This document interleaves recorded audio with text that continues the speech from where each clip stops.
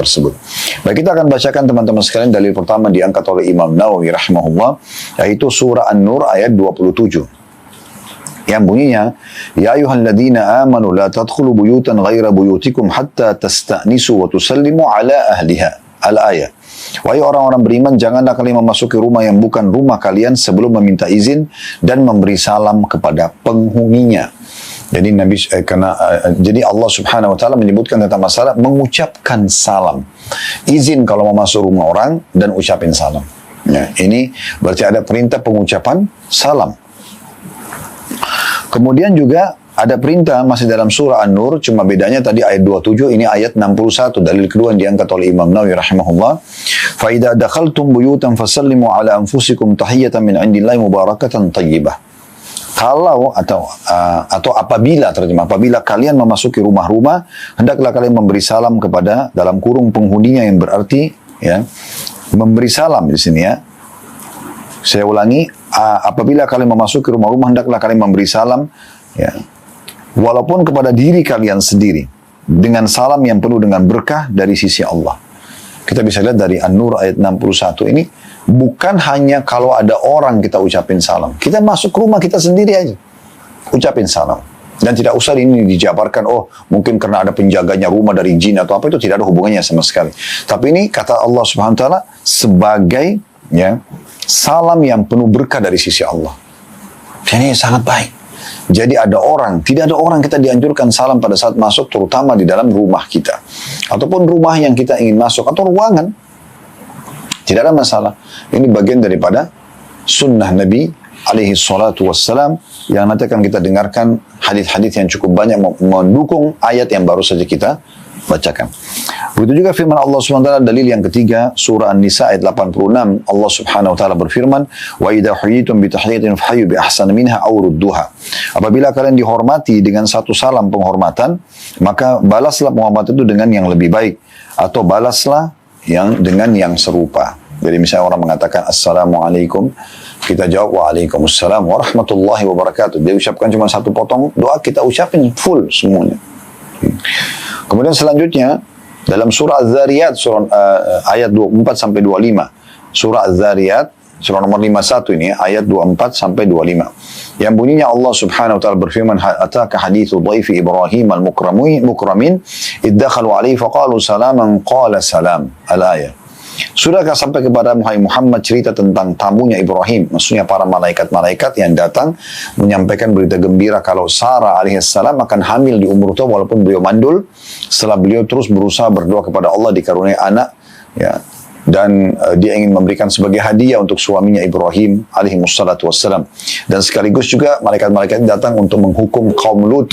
Ya, Nabi Lut alaihissalam diselamatkan oleh Allah dengan orang-orang beriman termasuk anak-anaknya. Namun istrinya dan kaumnya yang melakukan perbuatan buruk itu, istrinya soalnya mendukung homoseksual yang tersebar di tengah-tengah masyarakat pada saat itu, maka itu kena hukuman. Nah, kata Allah Subhanahu wa taala menceritakan kejadian kedatangan malaikat itu, sudahkah sampai kepada Muhammad bercerita tentang tamu Ibrahim dalam kurung para malaikat-malaikat yang dimuliakan. Ingatlah ketika para malaikat itu masuk ke tempat Ibrahim lalu mengucapkan salam. Ya, Assalamualaikum warahmatullahi wabarakatuh. Ibrahim lalu menjawab juga salam untuk kalian. Ya. Jadi ini dalil-dalil dari Al-Quran tentang masalah adanya penyebutan salam dan perintah dari Allah Subhanahu wa taala, serta juga bagaimana para malaikat dan para nabi-nabi pun mengamalkan salam yang mulia ini. Kita akan masuk teman-teman sekalian, hadis pertama yang diangkat oleh Imam Nawawi rahimahullah adalah hadis nomor 849 dari awal belajar. Ini urutan dari awal belajar. Namun ini adalah hadis pertama dalam bab kita tentunya. Baik, hadis ini tersebutkan dari Abdullah bin Amr bin As radhiyallahu anhuma. Abdullah sahabat, Amr bin As juga sahabat. Anna rajulan sa'ala Rasulullah sallallahu alaihi wasallam ayyul islami khair. Qala tut'imu at-ta'ama wa taqra'u as-salama ala man arafta wa man lam ta'rif. Artinya bahwa seorang laki-laki bertanya kepada Rasulullah sallallahu alaihi wasallam, Islam apakah yang paling baik? Beliau menjawab, engkau memberi makan dan mengucapkan salam kepada orang yang kamu kenal maupun orang yang tidak kamu kenal. Jadi ini tadi hadis yang sempat saya singgung di awal sekali waktu pembukaan ya. Jadi hadits ini memberikan gambaran kepada kita dan pelajaran tentang kedudukan Abdullah bin Amr bin As radhiyallahu anhu. Ini pelajaran pertama karena beliaulah yang telah menyampaikan kepada kita tentang kisah sahabat yang datang dan kemudian menanyakan pertanyaan dalam hadis hingga keluarlah penyampaian Nabi SAW. Dan ini kita jadikan sebagai keutamaan atau faedah pertama dari hadis. Faedah kedua dari hadis adalah pentingnya seseorang bertanya tentang urusan agamanya di saat memang dia butuh. Jadi kita bertanya. Di sini sahabat ini datang dan bertanya, ya Rasulullah, ayu islamin khair? Amalan apa dalam Islam yang baik sekali? Dan kita cukup tidak asing dengan banyaknya hadis Nabi SAW yang keluar dari pertanyaan para sahabat. Ya, dan memang mereka betul-betul murni bertanya karena ingin mengetahui tentang hukum Allah Subhanahu wa ta'ala. Dan ini boleh dilakukan tanpa niat untuk mengetes pemateri, tanpa niat untuk pamer, menunjukkan kepada teman-temannya kalau memang dia itu pintar misalnya dan yang sejenisnya. Pelajaran yang ketiga, keutamaan memberi makan kepada orang-orang. Ya, biasa kita bahasakan traktir. Bisa kita traktir orang-orang, kita ajak makan lalu kita bayarkan. Bisa juga kita mengirim makanan. Ya, kalau kita sedang makan atau kita sedang pesan makanan atau kita sedang masak, kita berikan ya kepada orang-orang. Ya, kemudian bisa juga yang ketiga, makanan yang sedang kita konsumsi, kita nggak makan sendiri, kita berikan kepada orang lain. Jadi kurang lebih bisa kita bilang di tiga jenis ini berputar tentang masalah memberi makan orang lain. Bisa Anda mentraktir orang lain, memang sengaja Anda ajak dan Anda bayarkan makanannya. Kemudian yang kedua, Anda sendiri masak makanan dan Anda lebihkan, sebagaimana Nabi SAW bersabda kepada sahabat-sahabatnya. Ya, di antaranya Jabir radhiyallahu anhu, kalau engkau masak, perbanyaklah kuahnya, lalu berikanlah kepada tetangga-tetanggamu. Kemudian yang ketiga adalah kita sendiri, makanan yang sedang kita makan. Ini dicontohkan oleh Ibrahim alaihissalam. Beliau kalau dihidangkan makan oleh istrinya, beliau tidak pernah makan sendiri, tapi beliau berusaha untuk membuka pintu rumahnya dan memanggil siapa saja yang sedang lewat, lalu mengajak makan bersama-sama. Ini termasuk jenis sifat mulia, karakter mulia, yaitu karam atau kedermawanan. Kemudian tentunya faedah yang keempat yang bisa diambil dari hadis, dan ini jadi saksi bahasan kita, adalah mengucapkan salam kepada orang yang dikenal dan orang yang tidak dikenal. Nah, ini perlu kita hidupkan. Karena biasanya di negara kita ini masih belum terhidupkan maksimal ya. Kadang-kadang kita mau mengucapkan salam kalau memang kita menganggap orang itu kita kenal misalnya. Nah, di sini ada peringatan dari Nabi SAW agar kita ucapkan kepada siapa saja salam tersebut. Ya, apalagi kalau Anda masuk ke rumah orang lain atau Anda masuk ke sebuah lembaga, ya, Anda tinggal ucapkan salam saja. Baik, hadis selanjutnya, hadis nomor 2 dalam bab ini, dan ini urutan 850 dari awal belajar. Berbunyi dari Abu Hurairah radhiyallahu anhu, dari Nabi SAW, beliau bersabda, "Lamma khalaqallahu ta'ala Adam alaihi salam, qala, idhhab fasallim ala ulaik nafari minal malaikati julus. فاستمع ما يحيونك فإنها تحيتك وتحية ذريتك فقال السلام عليكم فقالوا السلام عليك ورحمة الله فزادوه ورحمة الله." Ketika Allah Ta'ala menciptakan Adam AS, Allah berfirman, "Pergilah dan ucapkanlah salam kepada mereka." Dalam kurung sekelompok malaikat yang sedang duduk. Lalu dengarkanlah salam yang mereka ucapkan untuk menjawabmu. Maka itu akan menjadi salam bagimu dan juga bagi keturunanmu atau anak keturunanmu. Maka Abi Adam pun mengucapkan Assalamualaikum. Maka para malaikat menjawab Assalamualaikum warahmatullah. Jadi para malaikat menambah dengan warahmatullah. Ini diriwayatkan oleh Bukhari dan juga Muslim. Langsung saja teman-teman sekalian kita ambil faedah dari hadis, faedah yang sangat mulia. Dan ini subhanallah kenikmatan majelis ilmu luar biasa ya. Kita tinggal baca ayat dan hadis, kita coba korek ilmunya, kemudian kita tinggal praktikin. Subhanallah, kita akan punya panduan hidup di dunia ya, dan juga kita mengejar pahala yang dijanjikan, dan di akhirat ini akan mendatangkan banyak sekali derajat yang tinggi di surga gitu kan. Bahkan bisa memberatkan timbangan amal kita di hari kiamat, dan dengan beratnya timbangan amal soleh mengalahkan dosa-dosa kita, dengan izin Allah Subhanahu wa taala kita bisa memberikan syafaat dan pertolongan kepada ya orang-orang yang kita inginkan tentunya. Baik, dari hadis 850 ini kita bisa ambil pelajaran yang pertama adalah Allah Subhanahu wa taala pencipta segala sesuatunya, termasuk yang menciptakan manusia pertama Adam alaihissalam. Dan perlu kita garis bawahi teman-teman sekalian, Adam atau manusia adalah makhluk terakhir yang Allah ciptakan. Sebelum kita sudah ada jin, makanya waktu Nabi Adam diciptakan sudah ada iblis yang dia tidak mau sujud, sudah ada malaikat yang sujud kepada Adam sesuai dengan perintah Allah Subhanahu wa taala. Alam semesta ini sudah ada, surga sudah ada, ya. Jadi semua di muka bumi ini hewan-hewan, tumbuh-tumbuhan, air, api semua sudah ada. Ya. Kemudian Allah Subhanahu wa taala menciptakan manusia dan banyak dalam ayat Al-Qur'an atau dalam ayat Al-Qur'an Allah Subhanahu wa taala mengatakan kepada iblis, "Ma mana'aka an tasjuda lima khalaqtu bi yadai." Ya. Jadi apa yang menahanmu hai iblis untuk sujud kepada sosok makhluk yang diciptakan dengan kedua tanganku secara langsung. Jadi memang Allah SWT menciptakan Adam AS. Pelajaran yang ketiga adalah bagaimana Allah Subhanahu Wa Taala mengajarkan kepada Adam tata cara salam. Dan salam ini ternyata juga dihidupkan di antara para malaikat. Makanya Allah perintahkan kepada Adam waktu diciptakan, pergilah kepada golongan malaikat yang sedang duduk itu, lalu ucapkan salam dan dengarkan respon mereka, sehingga engkau akan jadikan itu sebagai salammu dan salam anak keturunanmu. Pelajaran yang terakhir yang bisa kita ambil dari hadis, ya, yaitu pelajaran yang ketiga tentunya, kita bisa ambil tentang masalah jenis salam itu. Jadi bisa Assalamualaikum, Nabi Adam mengucapkan itu, kemudian malaikat menambahkan dengan warahmatullah. Nanti akan kita sebutkan tambahan wabarakatuhnya di riwayat-riwayat yang akan datang insyaAllah. Selanjutnya hadis nomor 851. Berbunyi dari Abu Umara Al-Bara ibn Azib radhiyallahu anhu, beliau berkata, amarana Rasulullah sallallahu alaihi wasallam bisab'in bi'iyadatil maridi wa ittiba'il janaizi wa tashmitil atishi wa nasril dha'ifi wa 'aunil madlumi wa ifsha'is salami wa ibraril muqsim. Kata Al-Bara ibn Azib radhiyallahu anhu, Rasulullah sallallahu alaihi wasallam memerintahkan kami melakukan 7 perkara. Yang pertama, menjenguk orang sakit. Yang kedua, mengantar jenazah. Yang ketiga, mendoakan orang yang sedang bersin. Yang keempat, menolong orang yang lemah. Yang kelima, membela orang yang dianiaya. Yang keenam, menebarkan salam. Ini saksi bahasan kita. Dan yang terakhir, yang ketujuh adalah membebaskan tanggungan orang yang bersumpah.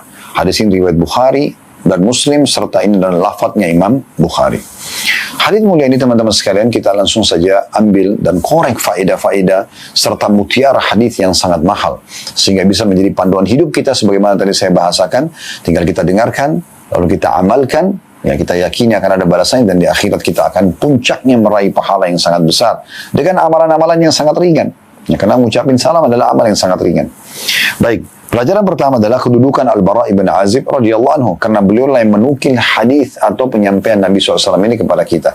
Saya sudah sering bahasakan dalam pelajaran hadis kita, teman-teman sekalian, kalau seandainya ada sahabat yang beliau menjadi penyebab kita jadi mengetahui tentang kondisi Nabi SAW, Nabi sedang jalan, Nabi sedang duduk, Nabi sedang bertemu siapa gitu ya, atau kondisi sedang hujan di saat itu, atau sedang peperangan, mereka menceritakan, atau misalnya menceritakan itu kronologis terjadinya hadis, ya. Misalnya terjadilah interaksi antara Nabi SAW dengan seorang sahabat misalnya, ya. Kalau tadi kan awal itu seperti tempat dan waktunya, tapi ini kronologis terjadinya, ya, biasa disebutkan dengan sababul wurud misalnya. Maka semua ini adalah kedudukan khusus dari sahabat tersebut karena beliau menyampaikan kepada kita. Pelajaran kedua dari hadis adalah bagaimana Nabi SAW dengan sangat bijaksana mengajarkan kepada umatnya bertahap, ya, mana yang skala prioritas, lalu kemudian beliau ajarkan tahapan-tahapan tersebut. Nah, ada saatnya Nabi SAW, di saat ada seorang datang, Nabi larang berzina. Ada yang datang, Nabi larang untuk berbohong. Ada yang datang, Nabi SAW larang untuk riba. Ada juga yang datang, Nabi SAW larang untuk misalnya berjudi, dan seterusnya. Ada juga yang kadang-kadang Nabi SAW perintahkan langsung amal-amal kebaikan. Maka ini tergantung sikonnya, situasi dan kondisinya, dan Nabi SAW menyampaikan keadaan demi keadaan, dan ini berarti menandakan teman-teman kita juga harus menerapkan dalam kehidupan kita yang sama. Kalau ada sesuatu kebaikan kita ingin sampaikan, maka lihat situasi dan kondisinya, lalu kita pilih skala prioritas yang kira-kira paling dibutuhkan oleh saudara kita muslim tersebut, baik punya hubungan kerabat atau tidak, punya hubungan kekerabatan atau tidak. Begitu juga dengan dosa-dosa atau pelanggaran yang sedang dilakukan. Kita harus melihat skala prioritas, lihat sikonnya, waktu dan tempat yang tepat untuk kita sampaikan, dan kita lihat di sini apakah dalam menyampaikan itu akan mendatangkan maslahat atau mudarat. Kalau mudarat ini lebih besar, kita tidak boleh amar ma'ruf nahi mungkar, ya. Kemudian sudah pendapat para ulama.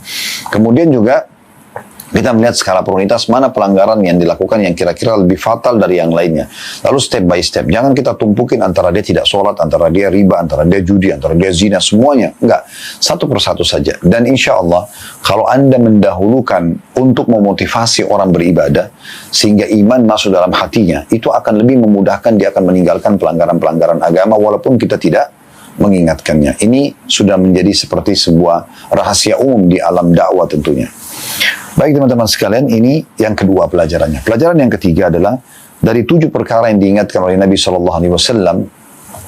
Ini yang pertama adalah i'adatul marid, atau menjenguk orang sakit. Nah ini juga poin yang harusnya tidak luput dari seorang muslim dan muslimah, di mana kalau memang Allah mudahkan dia bisa melakukan ini, maka sangat baik kalau dia melakukannya. Karena memang menjenguk orang sakit ini, ya, supaya kita bisa menyadari tentang besarnya, hikmah-hikmahnya ya, besarnya nikmat kesehatan, ya.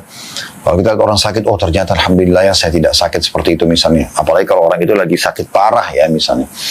Kemudian yang kedua, kita juga menghibur orang yang sakit tersebut, ya, sehingga dia merasa terhibur, didatangi, didoakan, dibawain hadiah. Kemudian yang ketiga, untuk mengejar keutamaan menjenguk orang sakit sendiri. Karena kata Nabi SAW, siapa yang keluar untuk menjenguk saudaranya muslim, maka dia seperti sedang berjalan di taman surga dan memetik buah-buahnya atau menikmati buah-buahnya. Dan kalau dia menjenguknya di pagi hari, maka Allah mendatangkan 70.000 malaikat yang terus mendoakan dia sampai sore hari, walaupun Anda menjenguknya hanya beberapa detik saja. Ya, dan di antara sunnah Nabi SAW, kita membacakan la ba'sa tahurun insyaallah. Semoga tidak masalah bagimu penyakit ini, dan semoga jadi pembersihan terhadap dosa-dosamu. Nah, dan kita bisa doa-doakan atau mengucapkan doa-doa yang baik untuk dia, semoga lekas sembuh, ya, semoga begini dan begitu, Allah angkat penyakitnya dan seterusnya. Ya, kemudian tentunya kata Nabi SAW, dan kalau dia menjenguknya di sore hari, lanjutan hadis tadi ya, maka walaupun cuma beberapa saat, Allah datangkan 70.000 malaikat yang mengucapkan salam atau mendoakan dia sampai pagi hari. Ini keutamaan orang menjenguk orang sakit. Kemudian faedah keempat dari hadis yang bisa kita ambil adalah hal yang kedua dari perkara Nabi SAW yang beliau wasiatkan kepada para sahabat, diantaranya Al-Bara ibn Azib radhiyallahu anhu, yaitu ittiba'il janaiz, mengantar jenazah.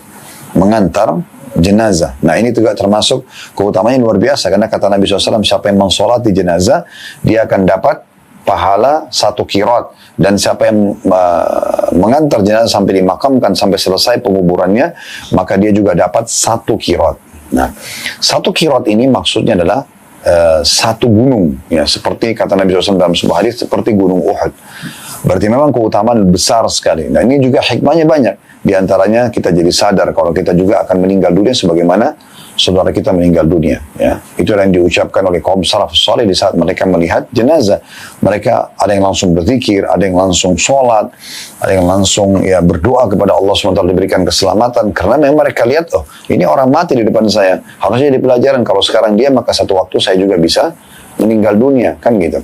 Kemudian juga kita jadi menyadari kalau kita akan kembali kepada Allah Subhanahu wa taala. Kemudian juga sebentarnya umur di dunia ini, gitu kan, karena orang kalau mati mau sehat atau sakit tetap akan meninggal di saat ajalnya sudah datang, gitu kan. Jadi tidak mengenal waktu. Ini pelajaran atau perkara kedua yang diwasiatkan, dan ini adalah faedah keempat dari hadis. Faedah kelima dari hadis, perkara ketiga yang diingatkan oleh Nabi SAW kepada Al-Bara ibn Azib, ya, Al-Bara ibn Azib radhiyallahu anhu, yaitu tashmitul atish, atau mendoakan orang yang sedang bersin, yang ketika bersin dia memuji Allah. Jadi kalau saudara kita bersin lalu kemudian dia mengatakan alhamdulillah, sunnahnya Anda mentashmitnya. Tashmit artinya Anda mengatakan yarhamkallah.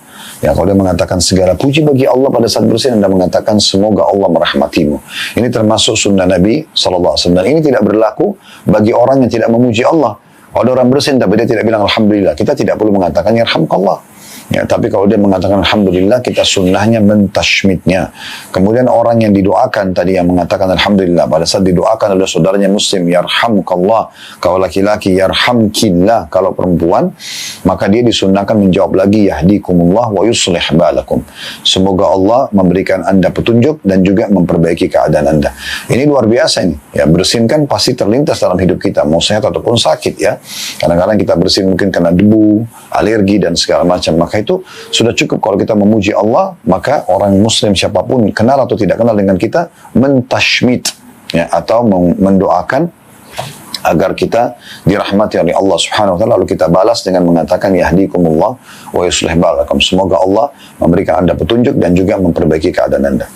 Pelajaran keenam dari hadis ya, yang bisa kita ambil, dan ini peringatan atau wasiat yang keempat Nabi SAW kepada Al-Bara' ibn Azib radhiyallahu anhu setelah menjenguk orang sakit, mengantar jenazah, menjawab atau mendoakan orang yang memuji Allah pada saat bersin. Yang keempat adalah wa nasrud dha'if, dan menolong orang-orang yang lemah. Ya, lemah di sini lemah macam-macam, lemah apa saja, lemah secara ekonomi, lemah secara fisik, intinya dia lemah, kita bantu semampu kita. Bagaimana kita menopang saudara kita muslim yang membutuhkan dengan ide kah, dengan tenaga kita kah, dengan harta kah, dengan fasilitas atau apa saja, semua ini masuk di dalamnya. Dan ini salah satu juga ciri khas Islam, di mana kita dianjurkan tidak membiarkan orang lain dalam kondisi lemah kecuali kita membantunya. Faedah ketujuh dari hadis yang bisa kita ambil, dan ini peringatan atau perkara yang kelima yang diingatkan Nabi SAW kepada Al-Bara' ibn Azib radhiyallahu anhu adalah wa'aunil mazlum, menolong dan membela orang yang dianiaya. Nah, ini bagian daripada wasiat Nabi SAW untuk setiap umat Islam. Nggak boleh kita biarkan ada orang terzalimi lalu kita diam saja. Enggak. Kita harus memberikan dukungan kita kepada orang-orang yang terzalimi. Ya, semampu kita tentunya, apakah dengan doa, apakah dengan ide, apakah dengan fisik kalau diperlukan dan itu tidak melanggar agama, ya. Seperti misalnya terjadi penyerangan yang tidak masuk akal, kezaliman, kemudian kita kayak teman-teman kita di Gaza, ini kezaliman yang luar biasa. Harusnya kita bisa mendukung dia apapun yang kita mampu, misalnya contoh. Maka ini bagian daripada perintah agama. Ini wasiat yang kelima dari Nabi SAW. Dan hati-hati teman-teman sekalian dengan orang yang terzalimi. Doanya mustajab, apakah dia muslim atau dia orang kafir. Ini hati-hati. Jangan sampai Anda terkena doa orang yang terzalimi. Inilah wasiat Nabi SAW kepada Mu'adz bin Jabal radhiyallahu anhu pada saat beliau diutus ke Yaman. Kata Nabi SAW, wattaqi da'watal madlum fa inna laisa bainahu wa bainallahi hijab.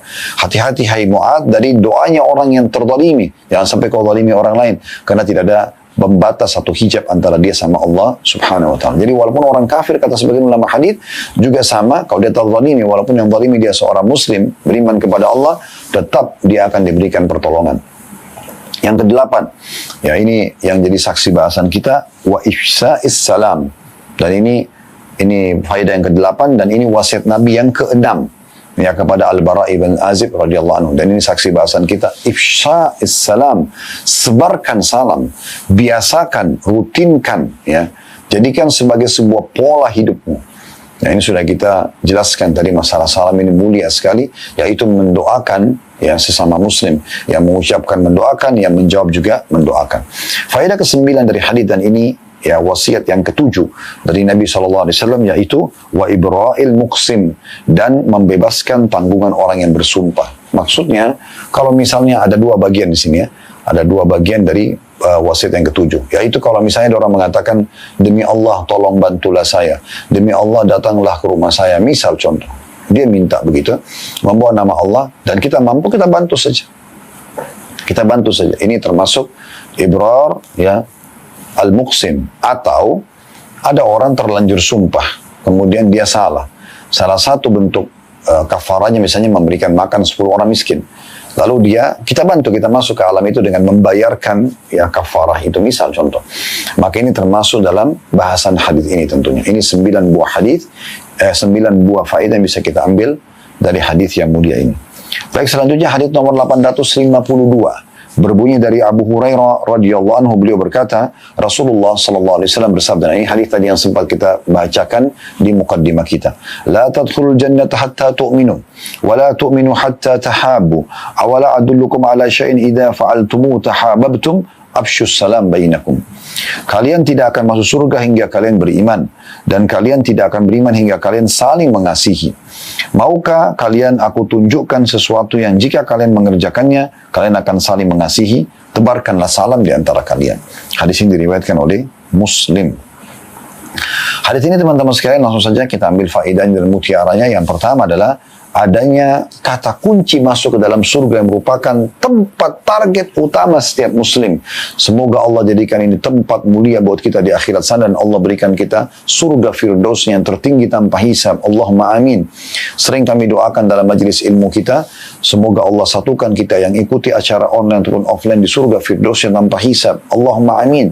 Karena amal-amal kita tidak akan cukup untuk sampai ke sana, tapi kita berdoa dan kita berharap dengan keluasan rahmat Allah Subhanahu wa taala, walaupun mungkin masih banyak kekurangan-kekurangan kita selama dunia dari amal-amal soleh yang kurang, dari dosa mungkin yang terulang dan seterusnya, ya, tapi ini bukan mustahil dari rahmat Allah Subhanahu wa taala. Kita menjadikan surga sebagai target utama, dan kuncinya adalah beriman. Sebaik apapun seseorang, ya, keadaannya, ya, selama dia tidak beriman kepada Allah dan Rasulnya, maka tidak akan bisa masuk ke dalam surga. Kata Nabi SAW dalam hadis yang lain, tidak akan masuk surga kecuali jiwa yang mukmin. Ya. Dan juga Nabi SAW mengatakan kepada kita semuanya, tidaklah seseorang dari Yahudi ataupun Nasrani yang mendengarkan aku diutus menjadi Nabi lalu mereka tidak beriman kepada aku, kecuali mereka termasuk ahli neraka, gitu kan. Kemudian yang kedua yang bisa diambil faedah adalah kunci daripada beriman, kita harus saling mencintai. Ini cara yang paling cepat untuk menanamkan dan juga menancapkan iman dalam hati kita sedalam mungkin, dan menaikkan ke level tertinggi dari keimanan tersebut. Maka ini teman-teman sekalian adalah saling mencintai. Mencintai gimana? Cinta itu adalah loyalitas dan royalitas. Bagaimana kita, kalau melihat ada satu kebaikan dari saudara muslim, kita dukung. Apabila ada satu keburukan, bukan kita musuhi, tapi bagaimana kita merangkul dan menjadikan kekurangan itu justru sebagai ajang kita untuk meraih pahala tentunya. Ya, ini poin daripada kunci daripada saling mencintai itu. Beriman adalah saling mencintai. Faedah selanjutnya yang ketiga dari hadis adalah kunci daripada saling mencintai, yaitu menyebarkan salam di antara kita. Ingat, sebar. Makna sebar, ayo Anda kalau bawa brosur Anda sebarin, gimana sih? Nggak mungkin kan? Anda cuma diam saja. Tapi Anda coba jalan menyebarkan. Bagaimana caranya supaya ini menjadi satu informasi yang tersebar luas dan dihidupkan kembali oleh kaum muslimin. Anda perlu juga ketahui teman-teman sekalian, mungkin di keluarga Anda, mungkin di kampung Anda, di kota Anda, di lingkungan Anda, sekitar Anda kerja, sekolah, ini semua mungkin belum terbiasa salam. Tapi Anda datang, Anda hidupkan salam itu. Mulai Anda ucapkan salam, lalu kemudian menjadi satu pola. Maka ini luar biasa. Kata Nabi SAW, siapa yang menunjukkan satu perbuatan baik, ya, yang sudah pernah ada perintah dari Nabi SAW, maka dia akan panen pahala orang yang mengikutinya tanpa mengurangi sedikitpun dari pahala orang yang mengikutinya. Ya, ini penting sekali untuk kita hidupkan. Kalau orang tua kita dulu tidak membiasakan menghidupkan sunnah salam ini, lalu kita sekarang sudah belajar, lalu kita terapkan kepada anak-anak kita, lalu anak-anak kita itu juga mengajarkan kepada anak-anaknya, turun-temurun cucunya, dan seterusnya, kita akan panen pahala yang luar biasa. Selanjutnya hadits nomor 853. Dari Abu Yusuf, Abdullah bin Salam radhiyallahu anhu, ini salah satu pendeta Yahudi yang masuk Islam, Masya Allah, Allah berikan hidayah di masa Nabi SAW. Beliau berkata, aku mendengar Rasulullah SAW bersabda, Ya ayuhan nas, afshus salam, wa at'imut ta'am, wa silul arham, wa sallu wan nasu niyam, tadkhulul jannata bisalam. Wahai manusia, sebarkanlah salam, berilah makanan, sambunglah tali kekerabatan, dan sholatlah ketika manusia sedang tidur, niscaya kalian akan masuk surga dengan selamat. Hadis ini diriwayatkan oleh Tirmidzi, dan beliau mengatakan hadis ini hadis hasan sahih. Kembali lagi teman-teman sekalian, kita tetap semangat untuk selalu mempelajari hadis-hadis Nabi SAW sebagai bentuk kepedulian kita terhadap syariat Allah Subhanahu wa taala dan cinta kita kepada baginda Nabi alaihi salatu wassalam. Maka kita terus semangat untuk mempelajari hadis-hadis beliau. Dan hadis-hadis ini sangat nikmat, memiliki kenikmatan tersendiri pada saat kita pelajari dan coba kita terapkan dalam kehidupan kita. Makin banyak kita belajar, makin banyak juga kita praktekin, maka makin berkah hidup kita tentunya, karena kita mengikuti panduan langsung dari Allah Subhanahu wa taala melalui baginda Nabi alaihi salatu wassalam. Baik teman-teman sekalian, pelajaran pertama, perintah Nabi SAW agar kita menghidupkan salam. Afshus salam, sebarkan salam. Sudah kami katakan tadi, sebarkan adalah coba ucapkan kepada siapapun, ya. Kemudian hidupkan di sebuah tempat, jadikan sebagai pola, hidup kita. Bahkan tadi sudah kita bacakan surah An-Nur ayat 61 tadi ya, di awal pembukaan materi kita, itu sampai Allah Subhanahu wa taala menyuruh kita untuk mengucapkan salam buat diri kita sendiri kalaupun kita masuk ke rumah walaupun di situ tidak ada orang, sebagai salam atau ucapan baik dari Allah yang penuh dengan berkah tentunya. Kemudian yang kedua, ya, perintah Nabi SAW untuk memberikan makan kepada orang-orang. Nah, tadi sudah kita jelaskan, bisa dengan traktir, kita bayarkan orang lain yang sedang makan bersama kita. Kemudian yang kedua, tentu ini masuk dalamnya, kalau Anda undang juga orangnya, Anda berikan makan. Kemudian yang kedua, Anda masak dan Anda berikan kepada orang lain. Dan yang ketiga adalah Anda bagi makanan yang sedang Anda makan. Ini juga termasuk bagian daripada memberi makan. Kemudian yang ketiga, pelajaran yang dari hadits adalah melanjutkan hubungan silaturahim atau kekerabatan. Rahim berarti yang punya hubungan kekerabatan. Nah, ini setiap kali Anda berbuat baik sama mereka, membantu, ya, menjenguk, apa saja perbuatan baik, memberikan nasihat, ini ada dua pahala. Pahala berbuatan amal saleh itu sendiri seperti sedekahnya, nasihatnya dan seterusnya. Dan yang kedua adalah pahala kekerabatannya. Yang keempat adalah sholat malam, tahajud. Ini perintah untuk menghidupkan malam, ya. Pada saat orang sedang tidur, malah Anda bangun untuk mengerjakan sholat tahajud. Dan banyak sekali hadis Nabi SAW yang memerintahkan masalah ini. Di antaranya kata Nabi SAW, jangan kalian tinggalkan sholat malam, karena itu adalah kebiasaan orang-orang saleh sebelum kalian. Dan dalam sebuah riwayat yang sahih juga, kata Ummul Mukminin Aisyah radhiyallahu anha, jangan kalian tinggalkan sholat malam, karena Nabi SAW tidak pernah tinggalkan. Kalaupun beliau dalam kondisi letih sekali, atau dalam kondisi masih malas, ya, tanda kutip sini malasnya bukan negatif ya, maksudnya dalam kondisi letih, maka beliau tetap sholat walaupun harus dalam kondisi duduk, ya. Di sini disebutkan kalau Anda gabungkan 4 perbuatan ini, sebarkan salam, memberi makan orang lain, menyambung hubungan silaturahim dan sholat di malam hari pada saat manusia tidur, jaminannya adalah Anda akan masuk ke dalam surga dengan sambutan yang meriah. Maka ini amal, bukan amal yang sulit, amal yang mudah, tapi tinggal bagaimana kita mempraktekkan dalam kehidupan kita sehari-hari. Selanjutnya hadits nomor 854 berbunyi dari At-Tufail bin Ubay bin Ka'ab, ya, rahimahullah.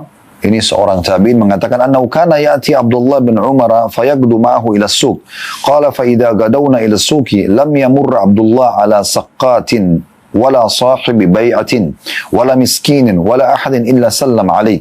Qala At-Tufail faji'tu Abdullah bin Umar yawman fastatba'ani ila as-suq. فقلت له ما تصنع بالسوق وأنت لا تقف على البيع ولا تسأل عن السلع ولا تصوم بها ولا تجلس في مجالس السوق وأقول اجلس بنا ها هنا نتحدث فقال يا أبا بطن وكانت طفيل ذا بطن إنما نقدو من أجل السلام فنسلم على من لقيناه.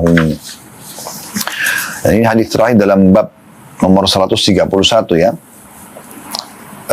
Disebutkan bahwasanya kata At-Tufail, ya, bahwa dia mendatangi Abdullah bin Umar radhiyallahu anhuma, kemudian pergi bersama-sama ke pasar. Lalu dia mengatakan, ketika kami pergi ke pasar, Abdullah bin Umar tidak melewati penjual barang-barang murah, orang-orang yang beli, yang sedang transaksi pembelinya, orang miskin, dan siapapun, melainkan dia mengucapkan salam kepadanya. At-Tufail lalu mengatakan kepada Abdullah bin Umar, dia mengatakan, aku mendatangi Ibnu Umar radhiyallahu anhuma pada suatu hari, lalu ia menyuruhku ikut ke pasar. Maka aku bertanya kepada beliau, apa yang Anda lakukan di pasar? Padahal Anda ini tidak ingin membeli sesuatu, tidak menanyakan dan tidak menawar barang dagangan, juga tidak duduk dalam kerumunan orang di pasar. Bukan pedagang. Aku berkata kepadanya, lebih baik Anda duduk saja di sini bersama kami untuk berbincang-bincang tentang agama, membahas tentang hadis, ya. Maka Ibnu Umar radhiyallahu anhu mengatakan, wahai Abu Batan. Abu Batan ini maksudnya orang yang punya perut, ya. Karena kebetulan waktu itu Tufail perutnya besar, ya. Maka Abdullah Umar sambil bercanda dengan dia, wahai orang yang memiliki perut, ya. Sesungguhnya kita ke pasar hanya untuk menyebarkan salam.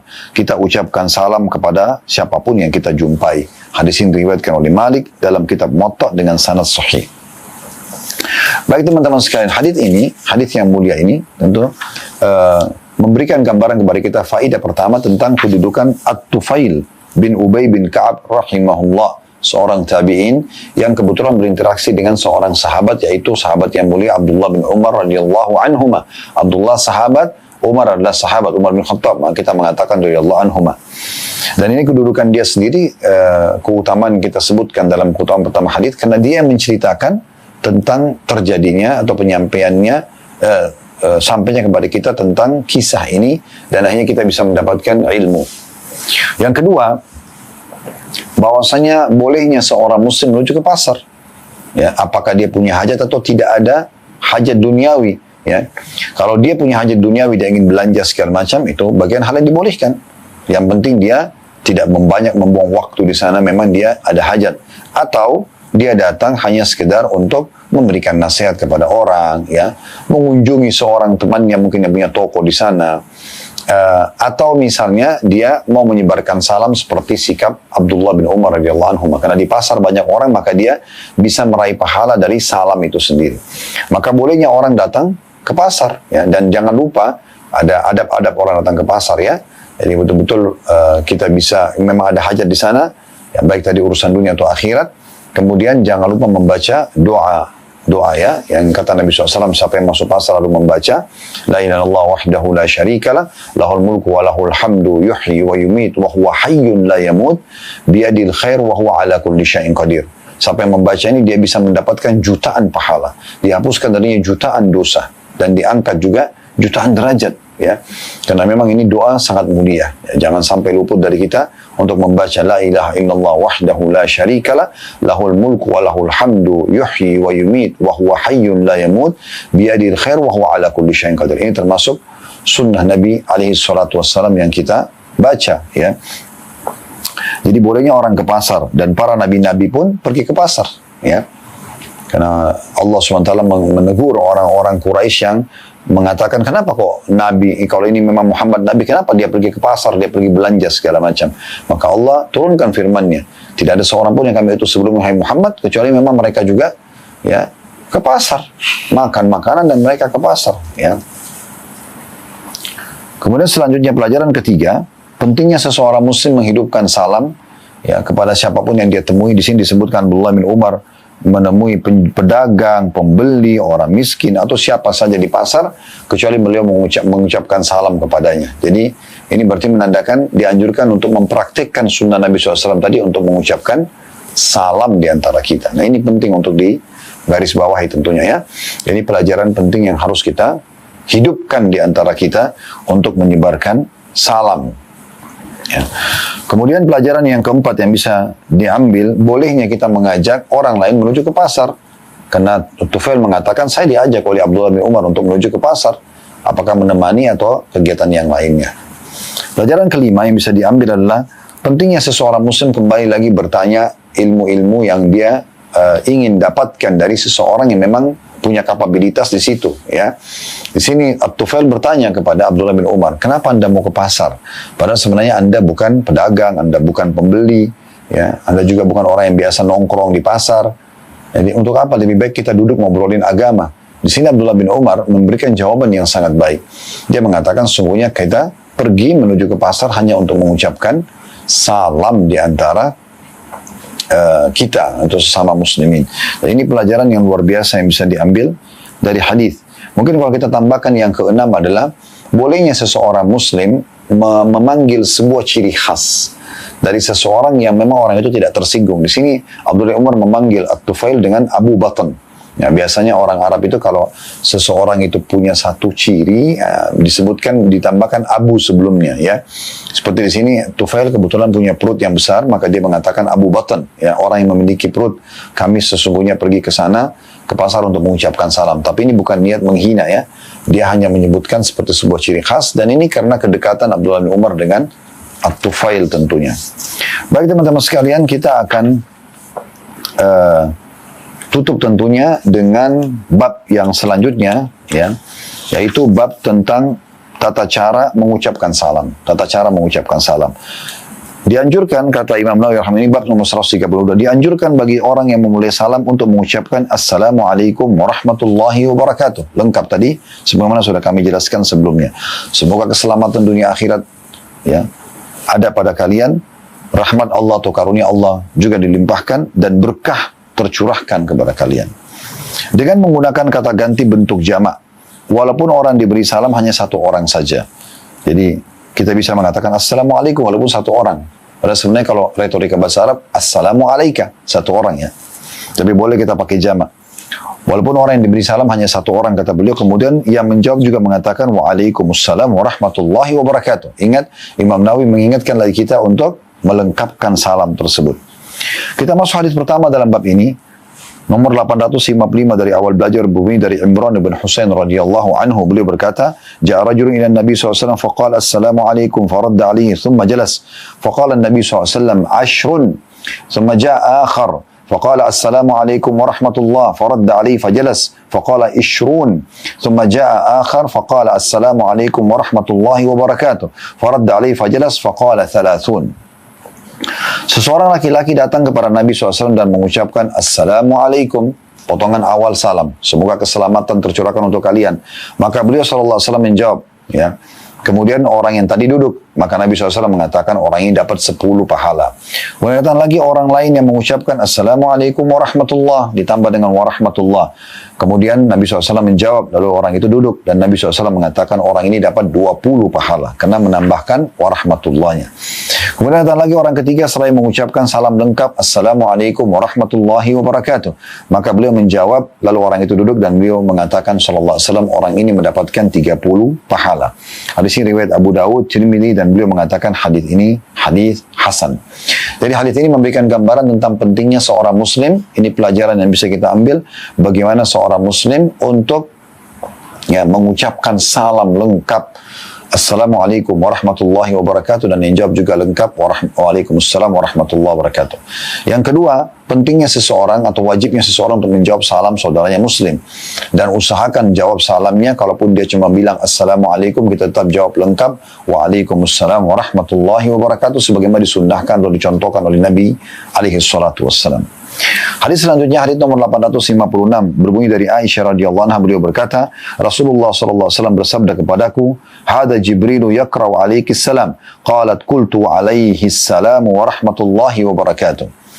Kata Nabi SAW kepada Aisyah radhiyallahu anha, ini Jibril datang sekarang sedang mengucapkan salam kepadamu. Tapi Aisyah tidak melihatnya.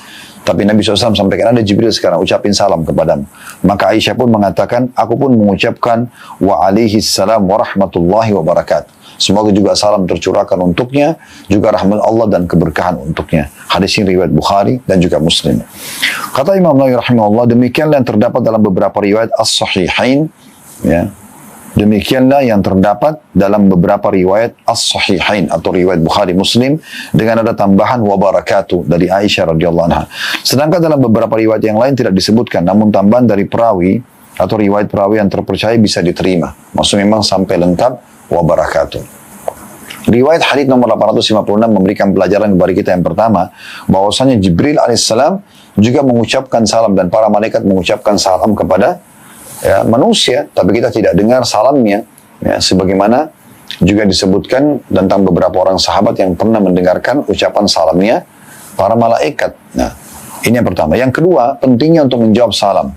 Seperti misalnya ada orang mengatakan, oh si fulan kirim salam, kita bisa mengatakan juga salam untuknya, ya. Maka bisa juga kita mengatakan salam hormat buat Anda dan juga buat dia tentunya. Hadis 857 berbunyi dari Anas radhiyallahu anhu, anna Nabi sallallahu alaihi wasallam kana idza takallama bi kalimatin 'aadaha thalathan hatta tufhama anhu wa idza ata ala qaumin fasallama alaihim sallama alaihim thalathan. Bahwa jika Nabi SAW mengucapkan satu kalimat, beliau mengulang-ulanginya sampai 3 kali hingga difahami.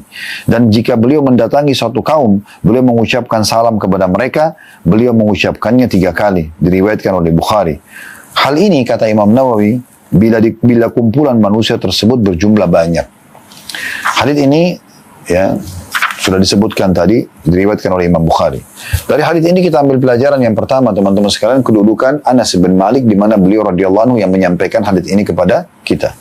Pelajaran yang kedua, salah satu tradisi Nabi SAW, kalau beliau sedang berbicara kepada satu kaum, dan Imam Nawawi sudah mengatakan tadi kalau orangnya banyak, maka beliau seringkali mengulangi sampai 3 kali. Ya. Tujuannya adalah supaya orang lebih perhatian dan juga orang yang belum mendengar bisa mendengarkannya. Yang ketiga yang bisa diambil pelajaran adalah pentingnya seseorang juga mengikuti sunnah Nabi SAW mengucapkan salam kepada kaum. Dan sama kaidahnya kembali kepada perkataan Nawawi, kalau ramai, khawatir ada yang belum dengar, kita mengatakan lagi Assalamualaikum warahmatullahi wabarakatuh. Atau misalnya Anda belum mendengarkan jawaban salamnya, gitu kan? Ya, belum mendengar jawaban salam mereka, maka Anda boleh mengulangi salam tersebut. Tersisa teman-teman sekalian 4 buah hadis dalam bab ini, kita baca insyaAllah. Nomor 858 dari awal belajar berbunyi dari Al-Miqdad radhiyallahu anhu dalam hadis yang panjang, potongan yang diambil sebagai saksi bahasan oleh Imam Nawawi rahimahullah adalah beliau berkata, "Kunna narfa'u lin-nabi sallallahu alaihi wasallam nasibahu minal labani fayaji'u minal laili fayusallimu tasliman la yuqitu na'iman wa yusmi'ul yakdhan faja'a an-nabi sallallahu alaihi wasallam fasallama kama kana yusallim." Kami menyisihkan susu untuk Nabi SAW yang menjadi bagian beliau, maksudnya di malam hari, ya, di mana beliau datang pada waktu malam, kemudian mengucapkan salam yang tidak sampai membangunkan orang yang sedang tidur, tetapi bisa juga didengar oleh orang yang masih terjaga.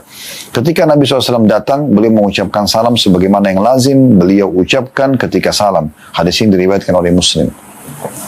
Dari hadis ini kita lihat lagi ada adab-adab yang dicontohkan oleh Nabi SAW, ya. Tapi kita ambil pelajaran dulu. Yang pertama tentang kedudukan Al-Miqdad radhiyallahu anhu, di mana beliau yang menceritakan kepada kita hadis ini. Dan di sini kita bisa tahu satu poin yang sering dikerjakan oleh para sahabat atau sebagian sahabat yang mungkin tidak umum disebutkan dalam riwayat, yaitu bagaimana mereka seringkali memang menyisipkan susu khusus untuk Nabi SAW di malam hari. Ya, berarti kan di sini ada satu perbuatan baik dari para sahabat untuk mengkhususkan pelayanan kepada Nabi alaihissalam. Kemudian yang kedua, bolehnya seorang muslim minum susu, ya, karena memang di sini dikatakan Nabi SAW minum susu, bahkan di sini boleh diminum di malam hari, karena ini seringkali Nabi SAW melakukan di malam hari, saat para sahabat sisipkan lalu boleh meminumnya. Yang ketiga pelajarannya adalah pentingnya orang memahami adab salam, jadi tidak harus teriak-teriak. Di sini diberikan gambaran oleh Al-Miqdad radhiyallahu anhu, Nabi SAW salam yang tidak membangunkan orang yang sudah tidur, tapi juga terdengar bagi orang yang terjaga. Yang penting sudah terdengar, alhamdulillah. Yang keempat, yang terakhir adalah bagaimana Nabi SAW menghidupkan salam di kalangan para sahabat. Bahkan riwayat sebelumnya bisa mengulangi kalau orang ramai yang hadir dan memang dikhawatirkan belum mendengarkan salam tersebut. Hadis selanjutnya 859 dari Asma binti Yazid radhiyallahu anha, anna Rasulullah sallallahu alaihi wasallam marra fil masjid yawman wa usbatun minan nisa'i qu'udun fa'alwa bi yadihi bit taslim. Bahwasanya pada suatu hari Rasulullah SAW melewati masjid dan ada sekelompok wanita sedang duduk, maka beliau mengisyaratkan dengan tangan beliau menandakan salam. Diriwayatkan oleh Tirmidzi dan beliau mengatakan hadis ini hasan. Kata Imam Nawawi, ini dibawa, ya, kepada makna bahwa Nabi SAW menggabungkan antara ucapan dan isyarat. Dan hal itu dikuatkan oleh riwayat Abu Daud yang menyebutkan fasallama alaina, maka beliau mengucapkan salam kepada kami. Riwayat ini kita ambil faedah langsung. Pelajaran pertama, kedudukan Asma binti Yazid radhiyallahu anha, karena beliau lah yang menceritakan kepada kita hadis ini. Kemudian yang kedua yang bisa diambil adalah bagaimana Nabi SAW juga mengucapkan salam kepada lawan jenis, gitu kan? Para wanita, cukup salam saja, ya, tidak bermaksud yang lainnya tentunya. Berpapasan sendiri ataupun ramai, gitu kan? Assalamualaikum warahmatullahi wabarakatuh, selesai, gitu kan? Ini Nabi SAW ucapkan. Kemudian yang ketiga, bolehnya menguatkan untuk orang yang cukup jauh dari kita, dikhawatirkan mereka tidak mendengarkan ucapan kita, kita berikan isyarat tangan. Ya, isyarat tangan ini supaya mereka faham kita sedang mengucapkan salam. Tetapi Imam Nawawi mengingatkan ucapan ini, isyarat tangan ini diikuti dengan ucapan lisan. Ya, kita mengatakan Assalamualaikum warahmatullahi wabarakatuh. Jadi bukan cuma sekedar memberikan isyarat tangan saja. Baik, dua buah hadis yang terakhir, hadis nomor 860 dan 861. 860 berbunyi dari Abu Umamah radhiyallahu anhu, beliau berkata, Rasulullah SAW bersabda, Inna awlan nasi billahi man bada'ahum bissalam.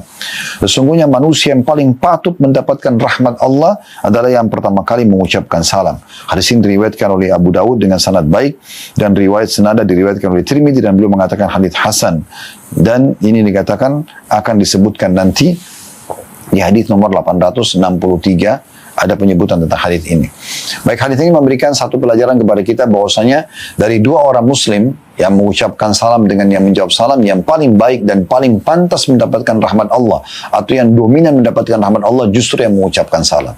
Berarti ada motivasi yang sangat jelas agar seorang muslim memulai mengucapkan salam. Hadis terakhir di bab ini, dan kita tutup dengan ini teman-teman sekalian, hadis nomor 861 berbunyi dari Abu Jurai Al-Hujaimi radhiyallahu anhu, beliau berkata, "Ataitu Rasulullah sallallahu alaihi wasallam faqultu alaikas salam ya Rasulullah."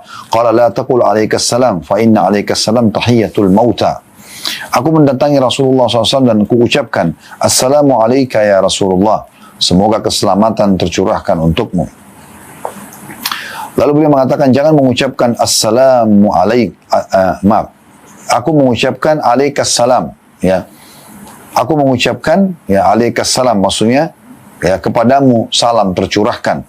Maka kata Nabi SAW, jangan ucapkan kepadamu salam tercurahkan, karena itu adalah salam untuk orang-orang yang sudah mati.